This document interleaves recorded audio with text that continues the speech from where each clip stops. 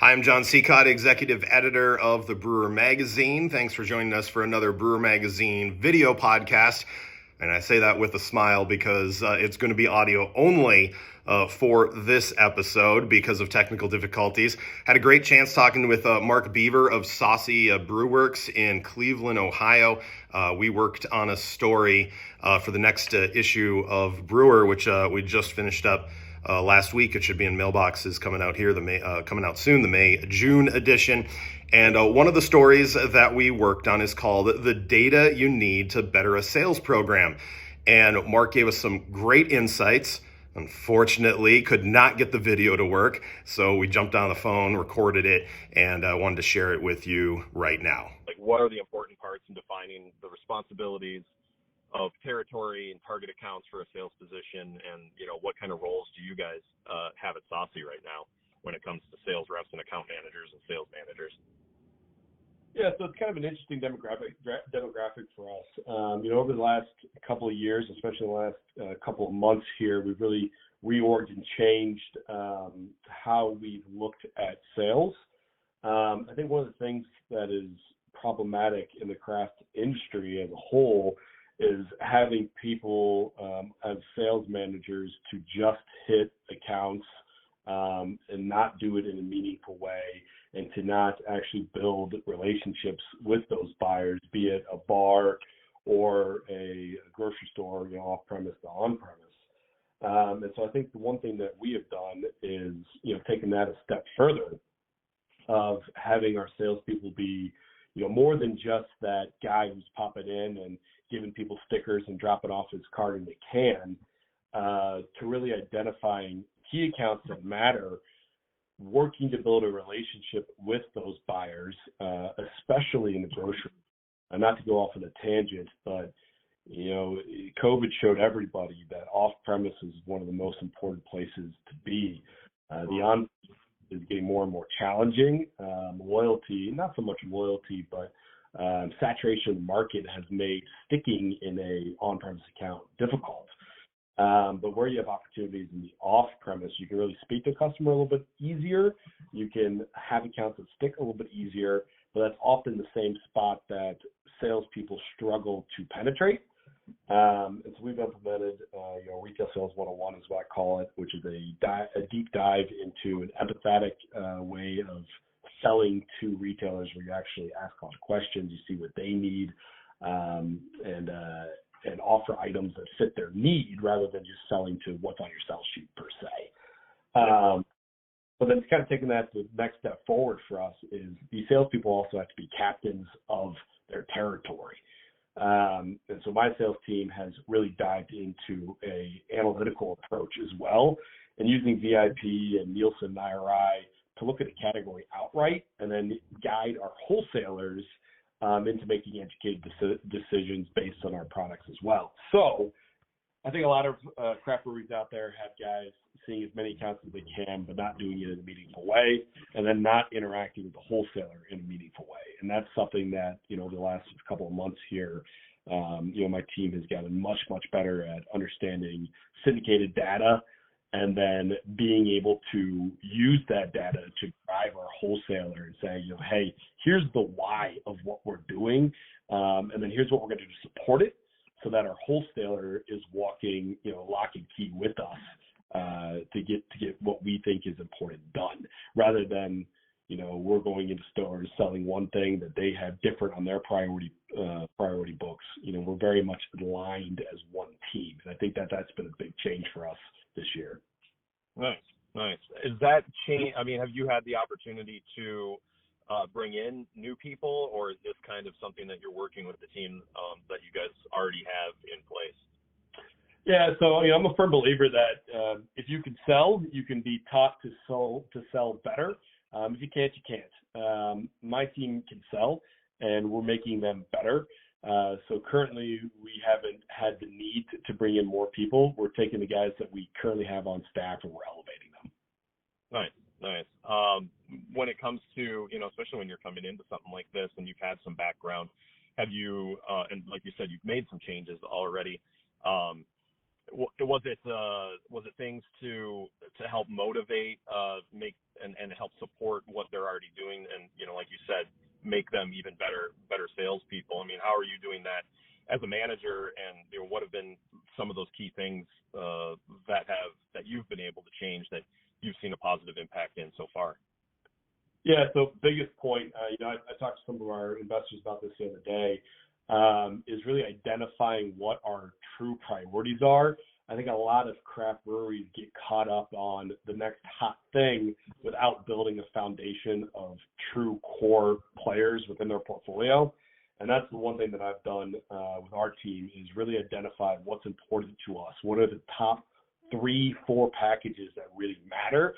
And inside of that, what one brand do we want to put, not necessarily all of our eggs into, but a lot of effort to make into a foundational state player for us. And so an example of that, with Giant Eagle, one of our best retail partners, we have in Cleveland, we have about 93% saturation within the store. But no single item we carried had more than 60% placements within their stores. So we had great placements, but store A might be different than store B, and store C might be different than store D. And when it comes to building a brand and awareness of the brand, you need people to fall in love with you a little bit, and then be able to find those same things across the board. And so that's been a big change for us, is really prioritizing top 3 and 4 SKUs without getting lost on one-offs and LTOs and collaborations that can kind of cloud our judgment. Instead, we're using those LTOs and collaborations to drive our core priority. Nice. And is that something that it helps the salespeople that are out on the beat to be able to have more of a focus? They're not trying to sell so many SKUs that it clouds the waters. You guys are able to give them more of an opportunity. So that creates the sales goals all of a sudden, not that the amount of things that they need to work on shrinks, while they can still build, like you said, that penetration throughout an entire off-premise account. Yeah, absolutely. I don't want anybody on my sales team not knowing what their priorities are. And when you have 10 to 15 different SKUs to sell, that can very easily happen.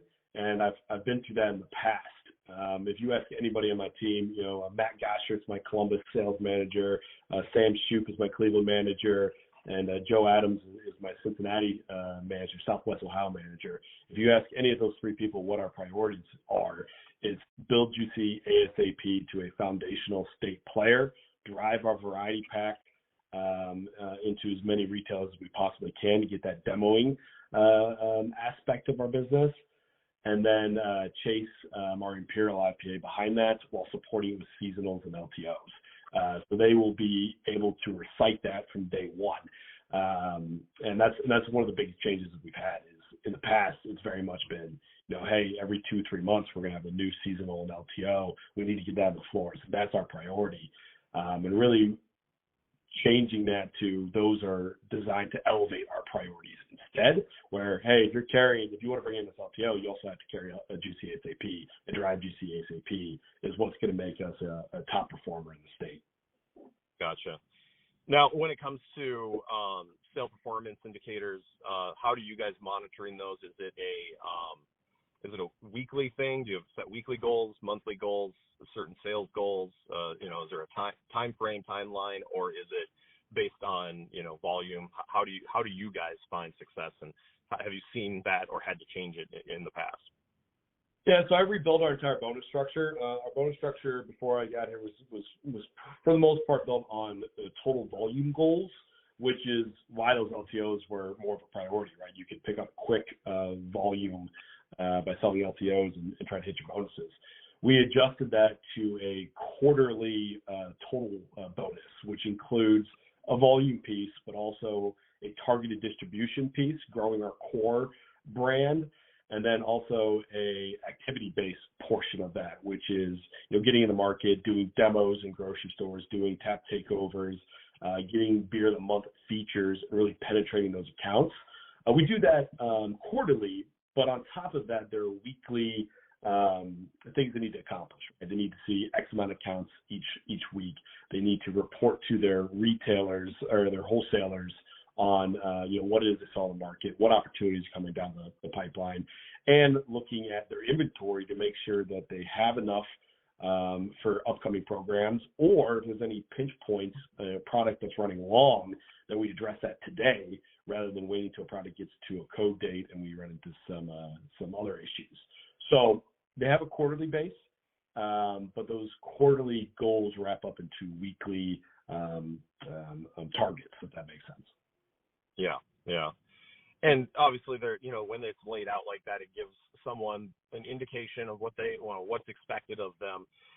If those expectations aren't met, if you're hearing or seeing performance issues, what sort of things do you guys have to get people on the right track, and coaching or training, things that you can bring them to the table to help explain how to get them back on track, and and give them that opportunity to be able to continue to improve? Yeah, I think it's a great question. Luckily, we haven't had to put anybody on a PIP yet or anything like that. My team is extremely eager to improve and grow and do so in a meaningful way. But I also firmly believe that your team's talent and your team's growth is a direct reflection on leadership. And my team over the course of the last 90 days has increased our core pod growth, so points of distributions, by 84%. We're on track to hit our distribution goal by Q3 for the entire year. And so we've been lucky to have a team that is extremely exciting about what we do. And that's one of the things that drove me to Saucy Brew Works is from the top to the bottom, from a sales team to marketing to brewing, there's an extraordinary passion for this company. And everybody wants to achieve. Everybody wants to get better. Everybody wants to improve. So we haven't had to have the conversation of, what does bad look like and how do we address that yet? And I hope that we don't have to have that conversation. But, for me, it's very much about getting these guys to the next level. So having them go from sales managers to really category captains, we're well on the way to that.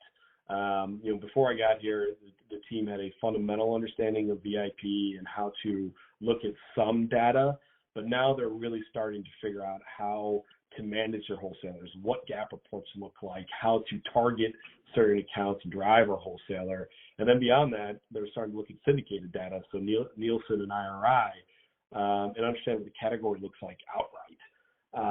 And so they're improving day in, day out, and I couldn't be more proud of my team. So maybe in a few months you can ask me that question again of what bad looks like, but today we're on the up and up. How about when I guess you haven't had to deal with this, so maybe we don't even need to talk about it, or maybe you can talk from previous life and journeys about just if someone's not having an opportunity to be able to do what they're supposed to be doing, what kind of directives do you guys have? Is there a 3 strikes and you're out, or different ways, policies, procedures, for either disciplinary action all the way up to termination? Yeah, so we talked a little bit earlier about a firm believer that if you can't sell, you can't sell, but if you can sell, you can be taught to sell better. So on the other side of that is if you're not a salesperson, what is it that might work for you? And that's one thing that we want to do within our team is, frankly, I really hope I don't have to get rid of anybody for any other reason outside of theft or some extreme reason. I would more so hope that maybe sales isn't the right fit and we can find something else within our team that makes more sense. Maybe they want to get into brewing. Maybe they want to get into the operations side of the world. Maybe they want to get into the logistics side of the world. And I think that we owe it to them to try to identify that. So I don't think it's so much of a, hey, 3 strikes, you're out. It's, hey, maybe this isn't quite the right fit for you. Maybe let's try to find something that is the right fit for you and try to grow you that way. So I don't necessarily believe in the 3 strikes, you're out, if that makes sense. Don't forget, you can always check on brewermag.com. You can also see us on YouTube and listen to us on Spotify. And don't forget daily updates on Facebook, Instagram, and X. I'm Executive Editor John Sicotte for brewermagazine.com.